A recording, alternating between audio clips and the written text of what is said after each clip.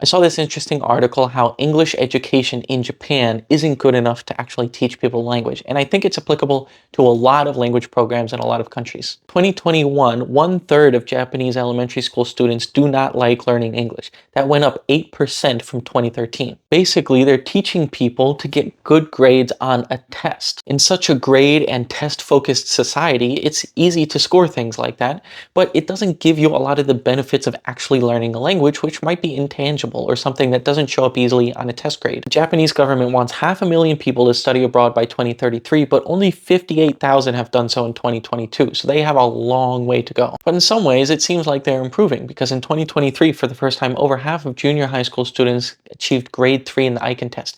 I don't really know what that means, but it's the standard certification in Japan for that level. And similarly, about that many high schoolers got grade pre-2, which is higher. But some teachers say that they have good skills in listening and speaking, but struggle more with spelling and writing. And the national test that they've been giving the last couple of years makes English seem disproportionately more important for their overall grade. Because that grade is so important, people cram and just try to memorize things for the test without actually learning how to communicate. And the gap between the best and worst students is probably only going to get bigger as people who can afford to put their kids in English preschools and after-school services will continue to get better, while people who can't afford it won't have that opportunity. Even those wealthy students go to cram schools where they specifically learn just for the entrance exams. Teachers are required to teach their English classes entirely in English, even though most of them can't do that. And a lot of the native speakers who are brought in as like assistant teachers, which I think is what my friend Sean did while he was teaching in Japan, are pretty much supportive or just like mascots, just to make the school look good or help the teacher when they can't. Be someone that the students can practice with,